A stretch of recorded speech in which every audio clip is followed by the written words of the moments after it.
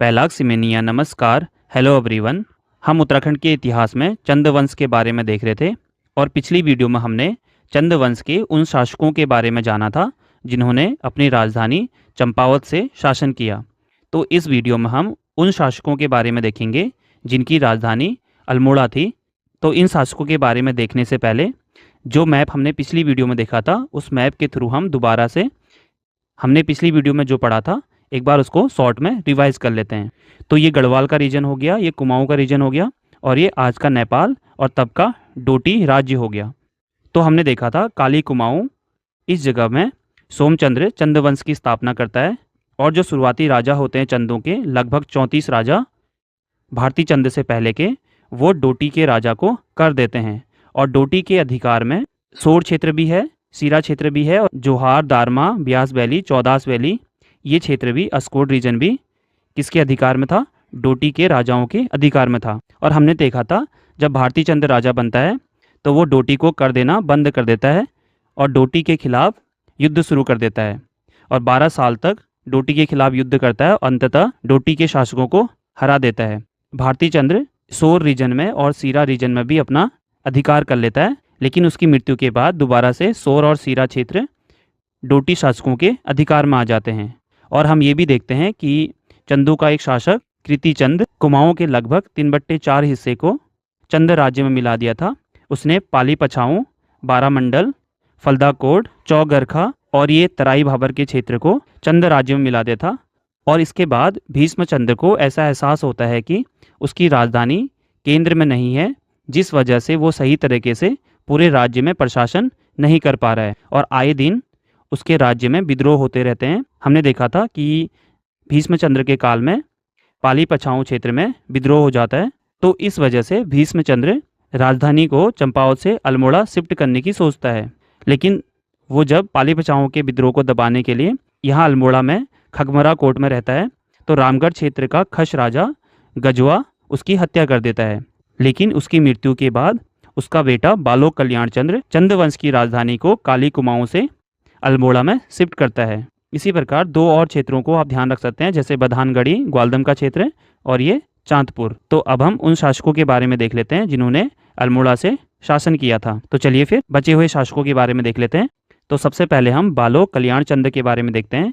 ये चंदों का 44वां राजा था और इसका शासनकाल था 1560 से लेकर 1568 ईस्वी के बीच। तो बालोक कल्याण चंद्र से रिलेटेड हमें एक ताम्रपत्र प्राप्त हुआ है जो कि कल्पानी गाढ़ भेटा पिथौरागढ़ से, और इस ताम्रपत्र में कल्याण चंद्र को महाराजा धीराज कहा गया है। बालोक कल्याण चंद्र अपने पिता भीष्मचंद्र की इच्छा के अनुसार चंदों की राजधानी को चंपावत से शिफ्ट करके अल्मोड़ा लेके जाता है और अल्मोड़ा, और जिसका पुराना नाम आलमनगर था, उसकी स्थापना करता है। कब करता है? 1563 ईस्वी में। आप ऐसे भी याद रख सकते हैं, अल्मोड़ा बाल मिठाई के लिए फेमस है और कल्याण चंद्र से पहले बालो कल्याण चंद्र, तो बाल से आप बालो कनेक्ट कर सकते हैं। तो बालो कल्याण चंद्र अल्मोड़ा चंदू की राजधानी बनाता है और इसके बाद अल्मोड़ा में जो लाल मंडी और फोर्ट म्योरा का किला है, इसका निर्माण भी बालो कल्याण चंद ने ही किया था। बालो कल्याण चंद अपने राजपूत और ब्राह्मण कर्मचारियों को चंपावत से अल्मोड़ा में बसाता है। अब हम बालो कल्याण चंद के राज्य विस्तार के बारे में देखते हैं। तो सबसे पहले ये गंगोली यानी कि गंगोली हाट का जो रीजन है उसमें विजय प्राप्त करता है। इसके समय में गंगोली रीजन में मणकोटी राजा नारायण चंद का शासन था और उसका जो दीवान था वो पंत और उप्रेती थे। और इसके समय में गंगोली क्षेत्र में राजनीतिक अव्यवस्था फैल जाती है और इसी राजनीतिक अव्यवस्था का लाभ उठा करके बालो कल्याण चंद्र गंगोली को अपने अधीन कर लेता है और जो इसके दीवान पंत और उप्रेती होते हैं इसे अपने राज्य में कर्मचारी नियुक्त कर देता है। और हम आगे देखेंगे एक पुरुषोत्तम पंत होता है जिसको ये अपना दीवान नियुक्त करता है। दीवान प्रधानमंत्री के पद को बोलते थे। गंगोली विजय के बाद बालो कल्याण चंद्र सोर और सीरा पर अभियान करता है और इसके समय में सोर और सीरा क्षेत्र डोटी के राजा हरिमल्ल के अधीन हुआ करता था। और हमने देखा था जब भारती चंद्र सीरा क्षेत्र को जीत जाता है तो वहाँ पे अपना एक सामंत नियुक्त करता है डुंगरा बसेड़ा को, और डुंगरा बसेड़ा के बाद मदन सिंह और फिर राम सिंह बसेड़ा सीरा के सामंत बनते हैं। लेकिन उसके बाद दोबारा से सीरा क्षेत्र में मल्लू का शासन हो जाता है और जिसमें सबसे पहले राई मल्ल सीरा का राजा बनता है, उसके बाद शोभा मल्ल, फिर हरिमल्ल। तो ये मैंने आपको इसलिए बताया क्योंकि जो ये डोटी का राजा हरिमल्ल था, इसकी जो बहन थी वो बालो कल्याण चंद्र की रानी हुआ करती थी। तो बालो कल्याण चंद्र हरिमल्ल से सीरा क्षेत्र को दहेज के रूप में मांगता है, लेकिन हरिमल्ल सीरा क्षेत्र को देने से मना कर देता है और ऐसा बोलता है कि जो सीरा क्षेत्र है वो मेरा सिर है, और बदले में उससे बोलता है कि आप सोर क्षेत्र को ले लो। तो वो सोर क्षेत्र को बालो कल्याण चंद को दे देता है, लेकिन बालो कल्याण चंद इससे खुश नहीं होता। वो सीरा क्षेत्र में आक्रमण कर देता है, लेकिन हार जाता है। इसके बाद बालो कल्याण चंद्र दानपुर विजय करता है। दानपुर हमने देखा था, ये जो बागेश्वर का मैप है, इधर वाला क्षेत्र हो गया कत्यूर घाटी और ये होगी दानपुर रीजन। दानपुर में भी कत्यूरियों के पतन के बाद कई छोटे छोटे राजा बने थे और बालो कल्याण चंद्र इन्हें पराजित करके दानपुर रीजन को अपने राज्य में मिला देता है। तो ये हमने देखा बालो कल्याण चंद्र के बारे में। अब हम देखते हैं रुद्रचंद के बारे में, जो बालो कल्याण चंद्र के बाद राजा बनता है और इसका शासनकाल 1568 से लेके 1597 के बीच है। तो जब रुद्रचंद्र राजा बनता है तो ये अल्प वयस्क होता है। तो शुरुआत में ये अपनी माता और पुरोहितों की सहायता से शासन करता है और रुद्रचंद्र सभी चंद शासकों में सबसे श्रेष्ठ, विद्वान, शिक्षा प्रेमी और दानी राजा था। और रुद्रचंद्र अकबर का समकालीन था। शुरू में रुद्रचंद्र स्वतंत्र शासक था, लेकिन बाद में इसने अकबर की अधीनता स्वीकार कर ली थी। और इसके काल में एक बाहरी आक्रमण होता है और यह आक्रमण सबसे पहले 1569 ईस्वी में कांटगोला के नवाब यानी कि शाहजहांपुर या आप लखनऊ भी बोल सकते हो, उसका नवाब हुसैन खां टुकड़िया तराई पर आक्रमण कर देता है और यहाँ के जितने भी मंदिर होते हैं उनको तोड़ करके वहाँ से जो भी खजाना होता है उसका लूटपाट करना शुरू कर देता है। क्योंकि हुसैन खां टुकड़िया ने सुना था कि जो कुमाऊं के मंदिर थे वहाँ की जो ईंटें हैं वो सोने की बनी हुई है, तो इसलिए वो यहाँ के खजाने को लूटने के लिए तराई में सबसे पहले आक्रमण करता है। उसके बाद दूसरा आक्रमण 1575 ईस्वी में जो पर्वतीय क्षेत्र है वहाँ भी आक्रमण करता है, लेकिन जो पर्वतीय क्षेत्र की जनता होती है वो तीर और पत्थरों से इसका प्रतिरोध करती है, यानी कि इससे लड़ाई करती है।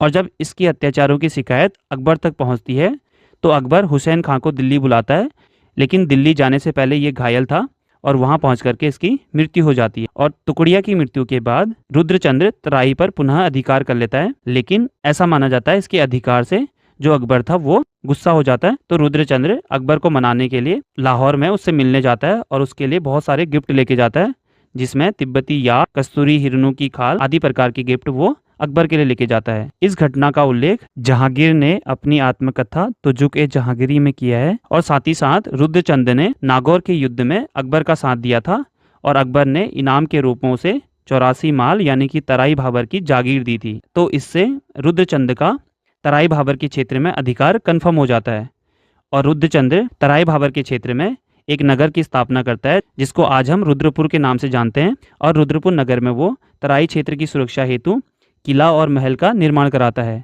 और इसकी देखरेख के लिए यानी कि तराई क्षेत्र को देखरेख के लिए काशीनाथ जैसे अधिकारियों की नियुक्ति करता है। और साथ ही साथ वो अल्मोड़ा पहुंच करके वहां मल्ला महल का निर्माण करता है और देवी भैरव मंदिर का निर्माण करता है। तो हमने देखा कि कैसे रुद्रचंद तराई क्षेत्र में अपना अधिकार करता है।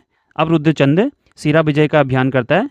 हमने देखा था इसके पिता बालो कल्याण चंद्र सीरा क्षेत्र को चाह रहे थे और राजा हरिमल्ल को सीरा क्षेत्र मांगते हैं, लेकिन राजा हरिमल्ल सीरा क्षेत्र नहीं देता और राजा सीरा पे हमला कर देता है, लेकिन हार जाता है। तो रुद्रचंद इस हार का बदला लेने के लिए दोबारा से सीरा में आक्रमण कर देता है, लेकिन उसके जो पहले 3 प्रयास होते हैं उन 3 प्रयासों में वो सफल नहीं होता और चौथे प्रयास के लिए वो अपने दीवान पुरुषपंत की रणनीति से वो सीरा क्षेत्र को जीत जाता है। पुरुषपंत क्या करता है, वहां सीरा क्षेत्र के जितने भी जो जल और खाद्य आपूर्ति के मार्ग थे उनको काट देता है और सीरा कोट का युद्ध होता है। सीरा कोट का युद्ध 1580 से 1581 के बीच माना जाता है और इस युद्ध में रुद्रचंद और पुरुषोत्तम पंत की जीत होती है। तो चौथे प्रयास में वो सीरा क्षेत्र को जीत जाते हैं।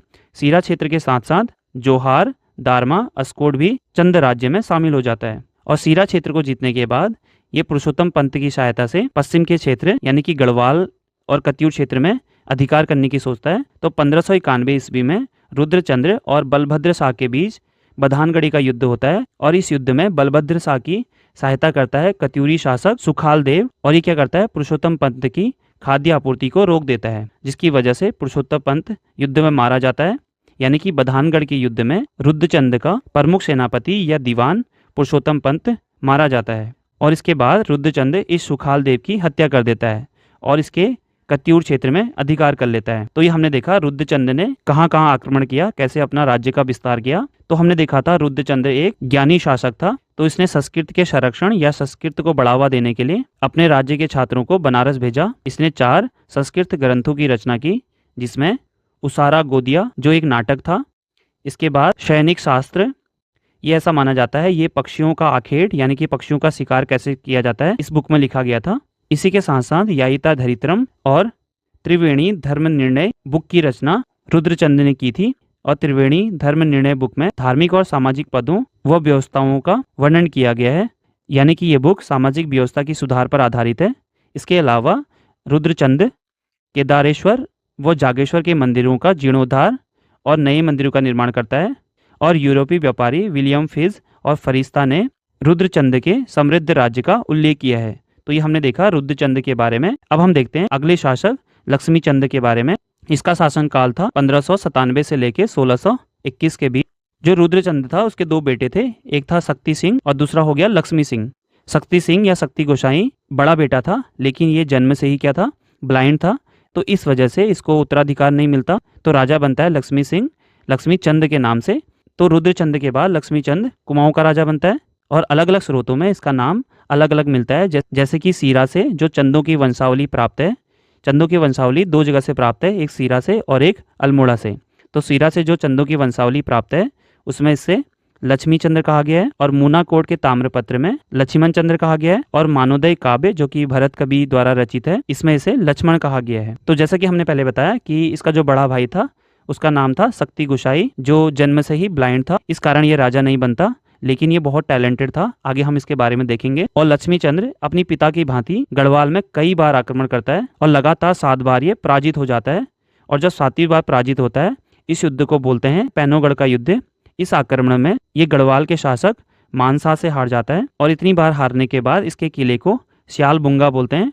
श्याल मतलब गीदड़ हो गया या जैकल हो गया। और लक्ष्मी चंद्र को लखुली बिराली कहा जाता है। इससे रिलेटेड 2 कहानियां हैं। एक कहानी तो ये है कि जब ये युद्ध में हार रहा था तो इसको इसके सेनापति डोके में छिपा करके वापस लेके आए। डोका क्या होता है, आपने पहाड़ों में देखा होगा महिलाओं को, वो घास लाने के लिए पीछे से डोका इस प्रकार की आकृति होती है, इस प्रकार की, इसमें वो घास लेके आते हैं पीठ में रख करके, तो इसमें छुपा करके लक्ष्मी चंद्र को लाते हैं। इसकी वजह से इसको लखुली बिराली कहते हैं। और कुछ इतिहासकार ये भी मानते हैं कि ये वैसे तो गढ़वाल में बहुत आक्रमण करता था, लेकिन जब दिल्ली के दरबार में जाता था तो वहाँ बड़ा डरा हुआ रहता था। तो लखुली बिराली का मतलब बिराली मतलब बिल्ली हो गया, या छुप छुप के ये दिल्ली के शासकों के दरबार में जाता था। तो ये हमने देखा कि वो 7 बार युद्ध हार जाता है, लेकिन 8वीं बार 1602 ईस्वी में वो गढ़वाल पर आक्रमण करता है और इस युद्ध में उसकी जीत हो जाती है। और इस वजह से वो सीमावर्ती क्षेत्रों में लूटपाट मचाता है, और इस जीत की सूचना वो अपने लोगों को देने के लिए जहाँ पे वो जीता था उसके बड़े से पहाड़ में वहां पर पे आग जलाता है। तो जो धुआं होता है जिससे यहाँ के लोगों को पता चल जाता है कि उनका राजा युद्ध जीत गया है। और इसी विजय पर्व से खतड़वा उत्सव की शुरुआत होती है, जिसे आज भी कुमाऊं में मनाया जाता है। इस उत्सव में सूखी घास का पुतला बनाते हैं और एक गीत गाया जाता है, मैलो जी मैलो खतड़वा, यानी कि खतड़वा को मार दिया, गड़ा की जीत हुई और खतड़ की हार हुई। तो खतड़ गढ़वाल शासक का सेनापति माना जाता है और गैड़ा लक्ष्मी चंद का सेनापति माना जाता है। लेकिन इतिहासकार बताते हैं गैड़ा और खतड़ इन दोनों सेनापतियों का उल्लेख कहीं भी नहीं मिलता। कुछ इतिहासकार गैड़ा की तुलना गाय से करते हैं। तो गाय थी वो चंदों की राज चिन्ह हुआ करती थी, इसीलिए गाय को गैड़ा की जीत का प्रतीक मानते हैं। तो आप देखेंगे कि जो उत्तराखंड में कुमाऊं के रीजन में खतड़वा त्योहार होता है वो जनरली जानवरों का त्योहार माना जाता है। और अपने शासनकाल के अंतिम वर्षों में यानी कि 1620 ईस्वी में ये सोर यानी कि पिथौरागढ़ में प्रत्यक्ष शासन स्थापित कर देता है। और इसके दरबार में सुखराम कार्की या संग्राम कार्की, पीरू गोसाई और विनायक जैसे षड्यंत्रकर्ता दरबारी प्रभावी हो जाते हैं। लक्ष्मी चंद्र 1612 और 1620 में जहांगीर से मिलने उसके दरबार में जाता है और उसके लिए काफ़ी गिफ्ट लेके जाता है। इसका उल्लेख जहांगीर नामा में मिलता है, जिसमें ये बताया गया है कि इस क्षेत्र में सोने की खानें हुआ करती थी। और लक्ष्मी चंद्र का जो बड़ा भाई था शक्ति गोसाई, इसे इतिहासकार उत्तराखंड का धृतराष्ट्र बोलते हैं और इसने उत्तराखंड में शासन प्रणाली का आधार रखा था। इसने प्रमुख प्रशासनिक पदों का गठन किया, जिसमें सरदार, फौजदार और नेगी। इनके बारे में अगली वीडियो में हम और विस्तार से देखेंगे। और इसके अलावा इसने कर्मचारियों के वेतन हेतु करों में कुछ गांव निर्धारित किए और इसने विभिन्न प्रकार के कर लगाए, जिसमें बीसी जो भूमि कर था, ज्यूला, सिरती आदि प्रकार के कर थे। और इसने 2 प्रकार के न्यायालयों का गठन किया, यानी कि 2 प्रकार के कोर्ट बनाए, जिसमें नयो वाली और विस्टा वाली। और जो नयो वाली कोर्ट थी ये समस्त जनता के लिए था, और विस्टा वाली जो कोर्ट हुआ करती थी इसमें केवल सैनिकों के मामले को देखा जाता था। तो ये दोनों आप ध्यान रख सकते हैं, नयो वाली और विस्टा वाली क्या है, ये 2 प्रकार की कोर्ट हुआ करती थी या कचहरियां हुआ करती थी। तो ये हमने देखा लक्ष्मी चंद के बारे में। अब हम देखते हैं इसके बाद के शासक दिलीप चंद के बारे में। दिलीप चंद का शासन अल्पकालीन था, इसने केवल 3 वर्षों तक शासन किया और इसके शासनकाल की कोई विशेष उपलब्धि नहीं है। इसका 3 वर्षीय शासनकाल जो गंगोली में संघर्ष हो रहा था उसको सुलझाने में ही चला गया, और ये गंगोली में पंत और उपरीतियों के संघर्ष को समाप्त करने की कोशिश में लगा रहा, और अंत में इसकी मृत्यु टीबी से हो जाती है। इसके बाद जो शासक बनता है विजय चंद, इसके बारे में पभे ताम्रपत्र पिथौरागढ़ से पता चलता है। और विजय चंद्र एक प्रकार से कठपुतली राजा बन जाता है, और जो असली सत्ता होती है वो संग्राम कार्की, कई बुक में आपको सुखराम कार्की भी मिल सकता है, और पीरू गोसाई और विनायक भट्ट के हाथ में चले जाती है। और ये क्या करते हैं, किसी रसोइया के हाथों इसकी हत्या कर देते हैं, यानी कि इसके खाने में जहर वगैरह मिला करके इसकी हत्या कर देते हैं। लेकिन ऐसा बताते हैं कि इसकी जो डेथ हुई है वो नेचुरल डेथ है। और ये तीनों लोग विजय चंद के उत्तराधिकारी को डराते हैं। इस डर से इसके जो उत्तराधिकारी थे, एक है नारायण चंद और एक है त्रिमल चंद्र।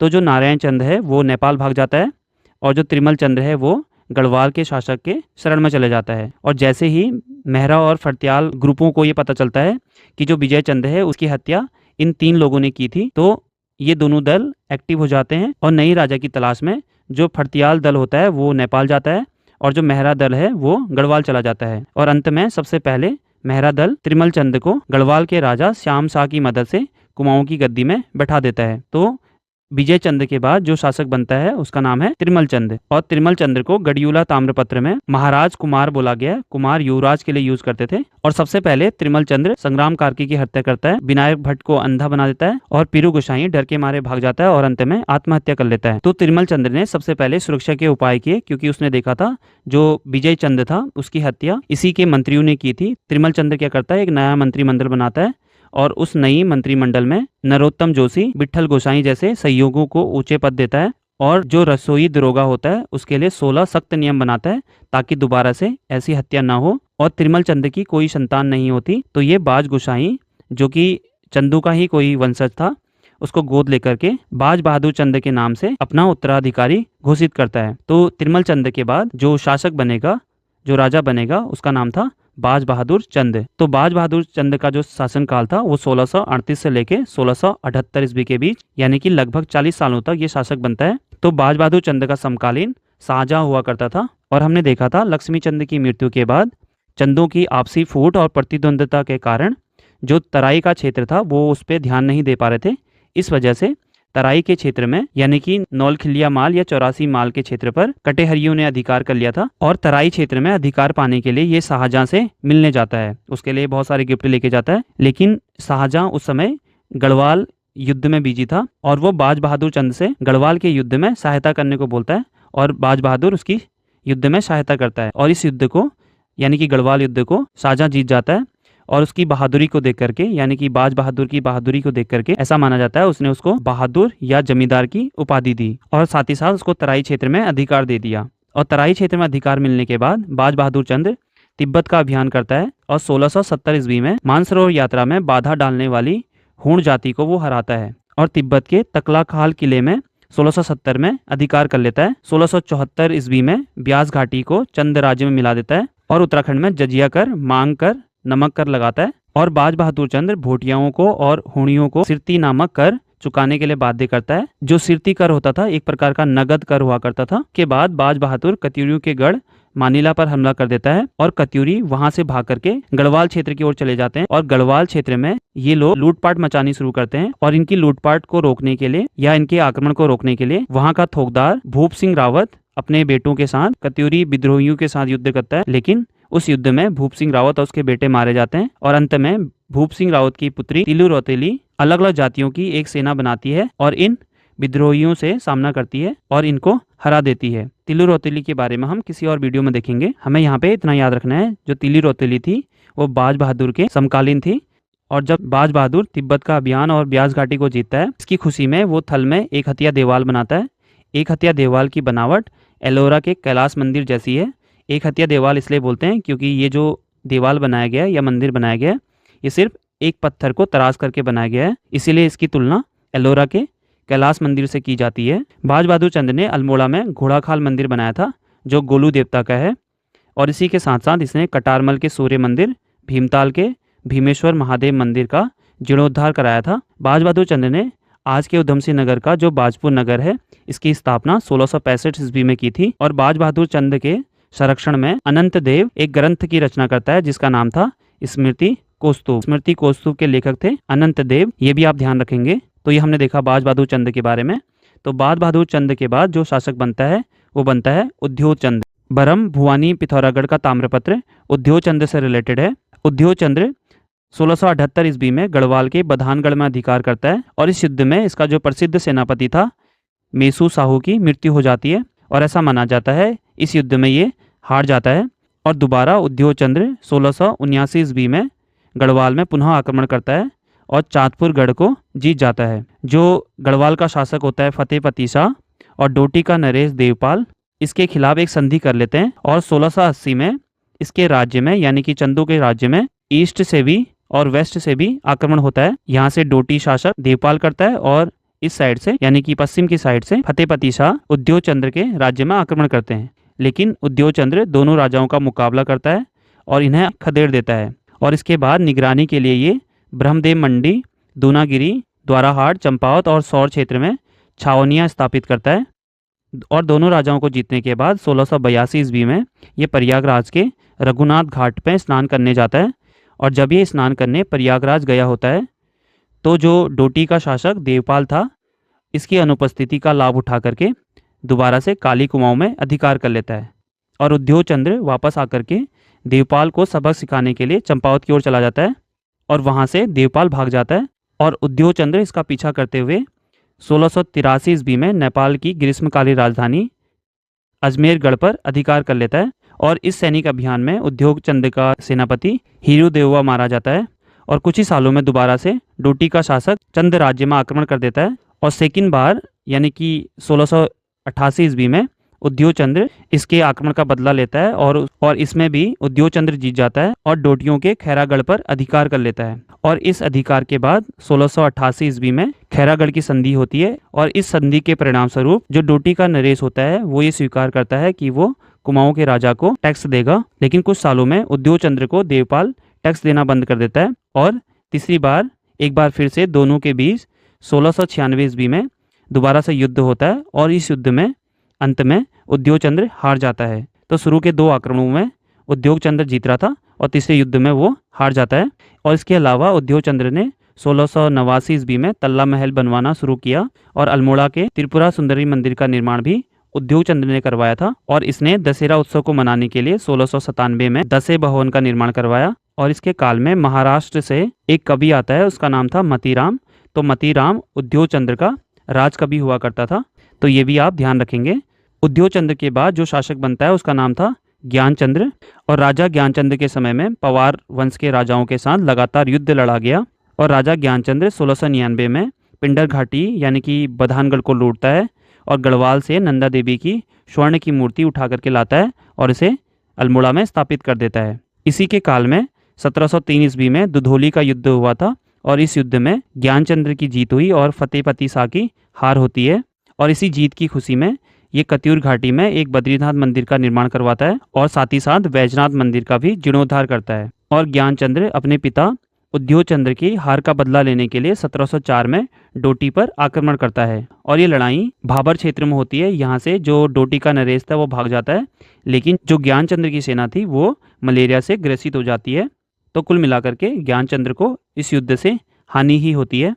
और ज्ञानचंद्र के बाद जो राजा बनता है उसका नाम है जगतचंद। इसका जो शासनकाल है वो 1708 से लेकर 1720 के बीच है, और लगभग 12 सालों का।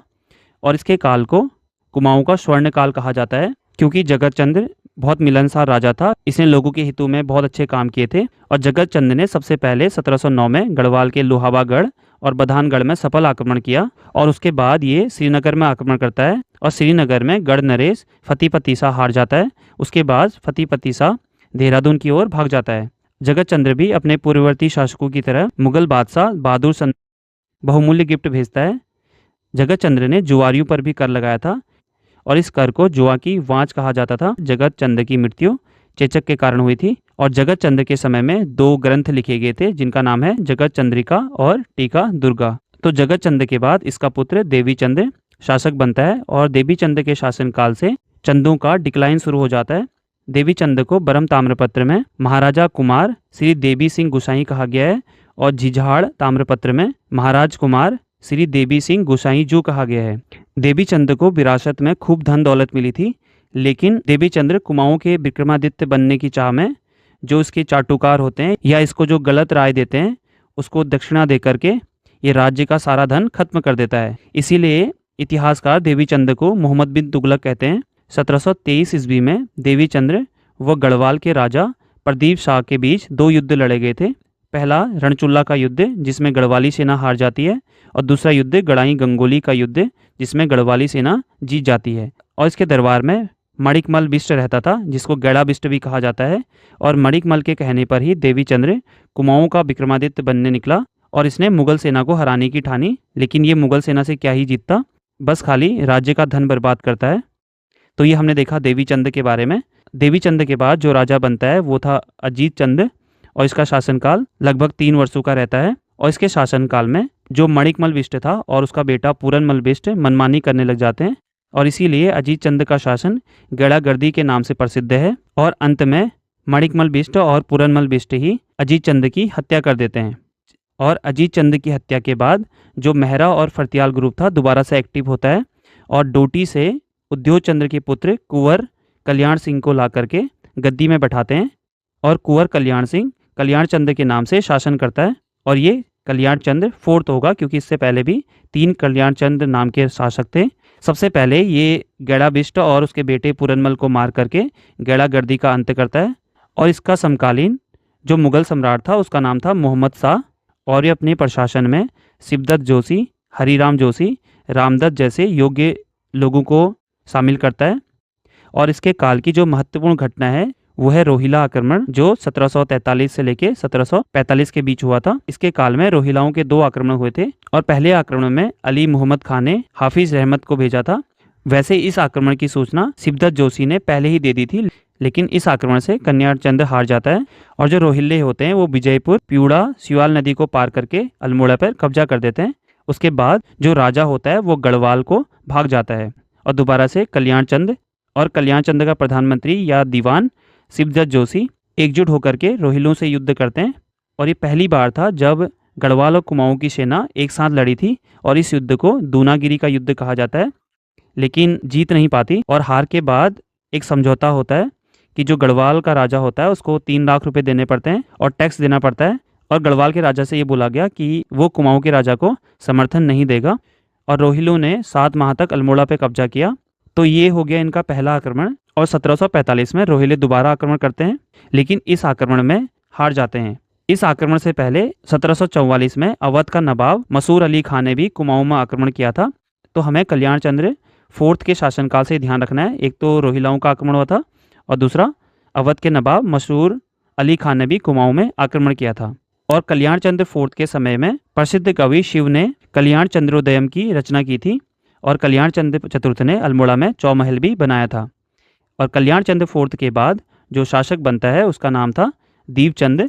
तो जब दीपचंद गद्दी पर बैठता है तो ये अल्पवयस्क था यानी कि माइनर था, जिस कारण राज्य की पूरी शक्ति शिवदेव जोशी के हाथ में रहती है। और शिवदेव जोशी की मृत्यु के बाद जो दीपचंद्र है वो हर्षदेव जोशी को अपना दीवान बनाना चाहता है यानी कि अपना प्रधानमंत्री बनाना चाहता है। लेकिन जो इसकी रानी श्रृंगाज मंजरी होती है वो अपने रिश्तेदार मोहन सिंह रौतेला को दीवान बनाना चाहती है। और इस वजह से जो मोहन सिंह रौतेला होता है वो हर्षदेव जोशी और दीपचंद्र को इसके बेटों के साथ कैद कर लेता है। और जो हर्षदेव जोशी का भाई होता है जय कृष्ण जोशी इसको मार देता है। कौन मार देता है? मोहन सिंह रौतेला। हर्षदेव जोशी कैद से तो भाग जाता है लेकिन राजा दीपचंद को मार दिया जाता है। और राजा दीपचंद के काल में भारतीय इतिहास के 3 प्रमुख युद्ध लड़े गए थे, जैसे कि प्लासी का युद्ध, पानीपत का तृतीय युद्ध और बक्सर का युद्ध। तो पानीपत के तीसरे युद्ध में चंद्रसेना ने अफगानों का साथ दिया था और हैमिल्टन ने किंगडम ऑफ नेपाल में दीपचंद्र को गूंगा शासक कहा है। तो ये हमने देखा दीपचंद के शासनकाल की घटनाओं के बारे में। और इसके बाद शासक कौन बनता है? मोहन सिंह रौतेला, मोहन चंद के नाम से।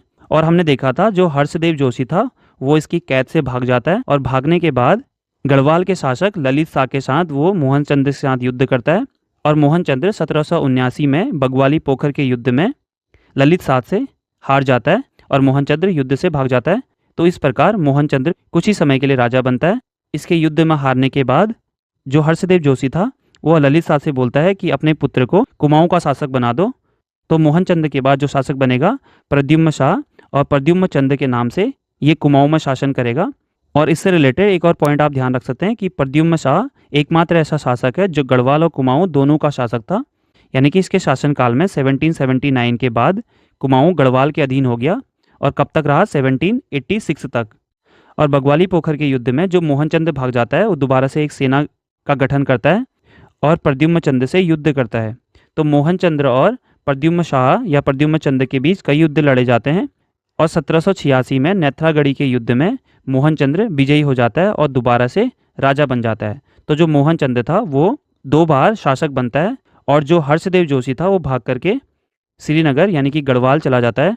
और मोहन चंद्र जब दोबारा शासक बनता है तो इसका जो सरकारी खजाना था वो पूरा खाली था, और इस कारण सैनिकों को वेतन नहीं मिल रहा था।